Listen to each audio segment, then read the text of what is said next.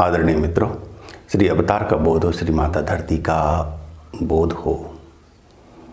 दोस्तों, आज का विषय है इस्लाम का सच भाग 2। इस्लाम हमें सिखाता है क्या, उसका जो मूल है उत्स, उसका मूल संदेश, उसकी जो है मूल प्रेरणा, वो क्या है,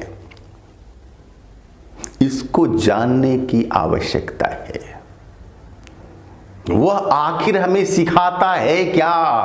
वह कुरान, इस्लाम और मोहम्मद अपनी जीवनी से, अपने संदेशों से वो समाज को आखिर क्या देना चाहता है। मैं स्वामी धर्मदास उदासीन आप सबका धर्म बोध में स्वागत करता हूं। और दोस्तों, इसके संदर्भ में हम आपको वैसे देंगे प्रमाण जो कि सुनने जानने के बाद आपके होश उड़ जाएंगे। कैसी कैसी बातें लिखी गई हैं कुरान में, आपको जरूर एक दो बार उसे देखनी पढ़नी चाहिए।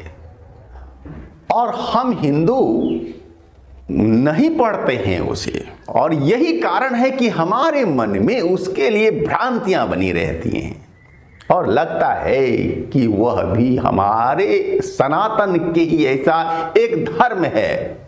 धर्म तो है ही नहीं, धर्म तो केवल एक ही होता है दुनिया में, एक से अधिक धर्म हो ही नहीं सकता। वह तो मजहब है, कल्ट है, एक है पंथ, लेकिन वह है कैसा पंथ, वो कैसा मजहब है, इसे जानने की आवश्यकता हर व्यक्ति को है। और न केवल हिंदू को है, बल्कि दुनिया के हर लोगों के लिए है, ताकि वह इस्लाम की नीयत को, उद्देश्य को ठीक से जान समझ सके और उससे सावधान रह सके। और देखिए कि क्या लिखता है कुरान सूरा 9 आयत नंबर 5 में। अगर ना हो किताब तो आप इंटरनेट पर भी देख सकते हैं। ये जो मैं कहने जा रहा हूं, ये है खूनी आयत, जो खून करने, जो हिंसा करने के लिए आम आदमी को, या कहें कि जो वो तो ईमान लाए हैं कुरान पर, ऐसे लोगों को उकसाता है। जब सम्मानित महीने बीत जाएं तो मूर्ति पूजकों का वध करो, जहां पाओ उन्हें पकड़ो, घेरो और उनकी हत्या करो, घात में रहो उनकी, ये सिखाता है। और यदि वे तौबा कर लें और नमाज पढ़ें, नमाज स्थापना कर लें, ज़कात देने लगें, तो फिर उन्हें छोड़ दो। अब इस आयत को ठीक से समझिए। वो कहते हैं कि जब रमजान का महीना बीत जाए तो फिर जो है जितने भी है मूर्ति पूजक, जो सिंबल को मानते हैं, और उन सबको जो है पकड़ो, घेरो, हत्या करो, घात में रहो, यानी मारने के लिए घात में बैठो, छिपके बैठो, धोखे से भी मारो, हैरान परेशान करो, ऐसा जो है मान ले इस्लाम को, वो रसूल को मान ले, इस्लाम को मान ले, वो नमाज पढ़ने लगे, वो जकात यानी दान, यानी इस्लाम के लिए दान देने लगे। और अब मैं एक दूसरी आयत आपको समझा रहा हूं, जो कि सूरा नंबर 9 और आयत नंबर 122 है।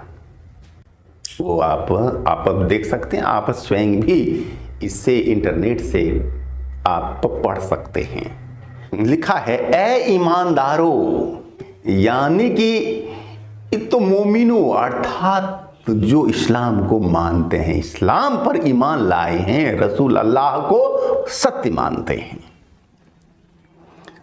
कुफार में से जो लोग तुम्हारे आसपास के हैं, लड़ो उनसे, और इस तरह लड़ना चाहिए कि लोग तुम में शक्ति महसूस करें, सामर्थ्य महसूस करें, तुमसे भयभीत हों और जान रखो कि वह खुदा बेसुबहा यानी निस्संदेह परहेजगारों के साथ है। यहां लिखा गया है कि ए मोमिनों, ए मुसलमानों, आप अपने आसपास के वैसे लोगों से लड़ो जो वो आस्था नहीं रखते इस्लाम में, यानी कि जो काफिर हैं, और उनके साथ ऐसा व्यवहार करो, वैसा समझाओ, साम दाम दंड भेद सभी नीतियों का तुम यूज करो ताकि वह इस्लाम को मान ले।